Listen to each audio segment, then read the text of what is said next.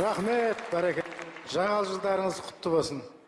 Біраз өлеңдерді жаттап келіп едім, оның бәрі мынау әртістер айтып қойды. Жаңа жыл құтты болсын. Жаңа жылды қалай қарсы алсаңыз, солай болады деп. Ырымшыл қазақ деген еліміз. Көп елдер әртүрлі қарсы алады екен. Мен класстастарым бар өзім. Соған айтып жатырмын да өткенде. Италия деген елде жаңа жылды қарсы алатын кезде ескі мүліктерін бәрін терезеден лақтырады екен. Сөйтіп жаңа жылда жаңа мүлік алады екен. Сөйтсем мен класстастарым айтады, осыны біз қабылдайық та дейді. Ескі мүліктерімізбен қосып, қатындарымызда лақтырып жіберейік та. Ұятсыздар. Жақсы нәрсені қабылдау керек та адам деген. Ол болмайды деп жатырмын. Өзіміздің ырымыз бар. Сондықтан да биылғы жаңа жылда жаңа әзіл тыңдап, жадырасаңыздар, жаңа ән тыңдап, көңілдеріңізді көтерсеңіздер, сол жылы 2017 жылы тура сондай болады. Келгендердің үйінде сондай болады. Келмегендері айып етпесін маған. Ертең күні ренжіп жүрмесін. Енді бүгін барынша айттық, жаңа әзіл келіңіздер деп, жаңа әншілер тауып келейік деп. Енді мен өзі Шымкентте Шәуілдір деген жерде тұрам. Біздің ауылда Шәмші деген ағамыз тұрған. Енді ауылдағының ауыз сасық қой. Менде класстастарым бар ғой. Мен әртісті мойындамайды олар. Сол Шәкеңнің класстастары Шәмшіні сондай ұлы композитор деп мойындамайды. Өзімен бірдей көреді да. Сонымен жәде ұлы композитор Шәкең ауылға келеді, бәрі күтеді. Сөйтсе бір класстасы қоймайды дейді. Тракторист класстасы да ол. Шәмші. Осылай сөйлейді ғой. Шәмші, үйге келмейсің ба, демалып кетсейші, анау деп қояды. Сонымен қоймағаннан кейін Шәкең сол классасына барды, трактористке. Ал келдім, бір апта жатам деген ғой енді. Болды деп қойған ғой олар енді. Біздің ауылда тракторист дегендер жалпы жылына 2 рет кені жиналысқа барады, болмаса 1 рет кені отырысқа барады. Ал Шәкең келгеннен кейін енді ауылда үлкен кісілер бар, сақпыз директоры бар, мектеп директорлар бар, күніге келеді ғой. Шәкең келіп қалды деп. Сондықтан Шәкең күніге таңертең тұрып, сақалын қырады екен. Ұятпап қалмасын деп. Соны біздің жаңа ақымақ тракторист күніге сақалын қырғанда, ол ашуланған ғой. Бізде трактористтер 2 рет қырынады ғой. Тойға баратқан кезде қырынады. Сосын жиналыста ғана қырынады. Жылына 2 рет. Ана күніге сақалын қырып атқан 3-ші күні ашуланып кеткен ғой біздің тракторист. Шәмші деген. Нақ қырына бересің сен. Күніге нақ қырынасың деп. Енді оған айтуға артық. Мен композитор едім деп айтса, анау түсінбейді оны. Сосын Шәкең тұрып, етіп айтыпты. Таңертең ерте тұрып қырынсаң, кешке дейін свежий болып, күш қуатың бойыңда болып, 10 жасқа жасар едегесің депті. Ха, депті анау. Сөйтті ертеңіне таңертең ерте тұрып, ол да қырынып атыр дейді. Сөйтсе соның әйелі келіпті дағы, неменеге қырынып атсың депті. Сөйтсе ана трактористің айтқан сөзі. Таңертең ерте қырынсаң, кешке дейін свежий болып, 10 жасқа дейін жасар едегесің депті.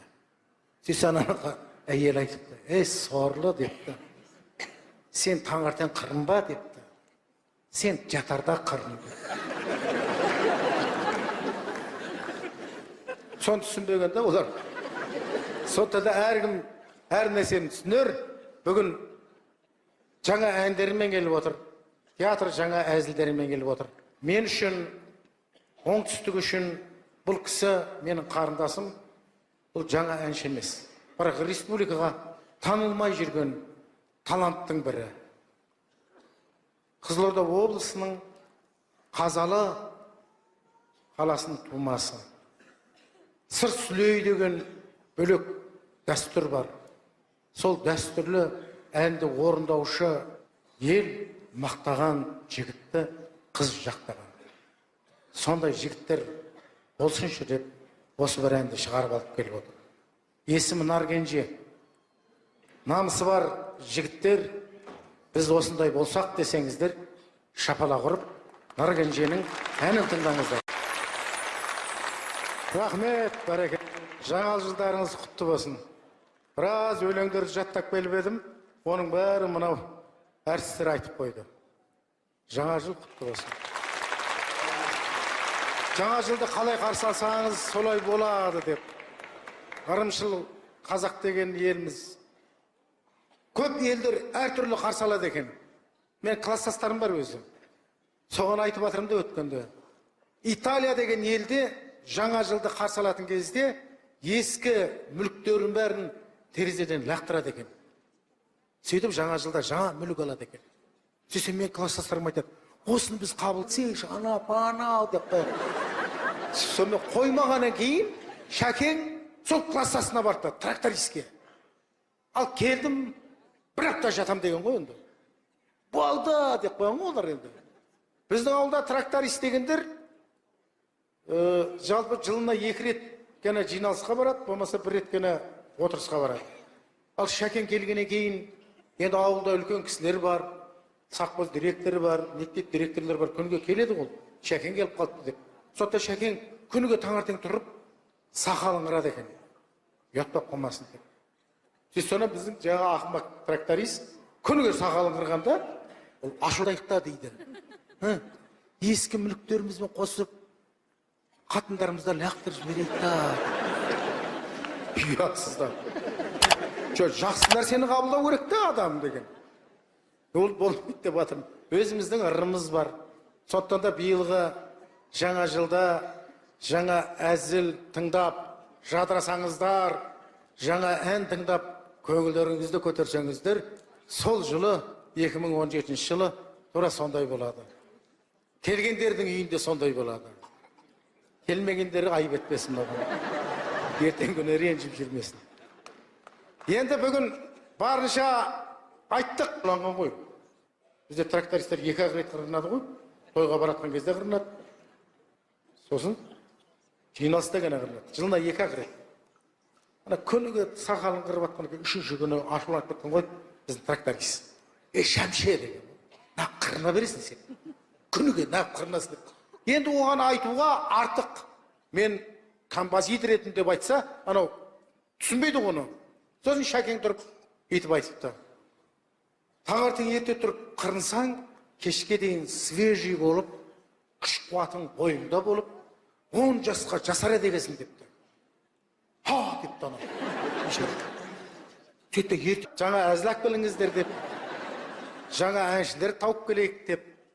Енді мен өзі Шымкентте Шәуілдір деген жерде тұрам. Біздің ауылда Шәмші деген ағамыз тұрған.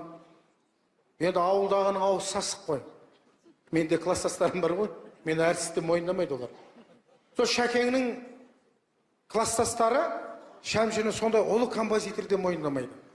Өзімен бірдей көреді да. Сонымен жаңағыдай ұлы композитор Шәкең ауылға келеді, бәрі күтеді. Сөйтсе бір класстасы қоймайды дейді. Тракторист класстасы да олар. Шәмші. Осылай сөйлейді ғой. Шәмші, үйге келмейсің ба, демалып кет.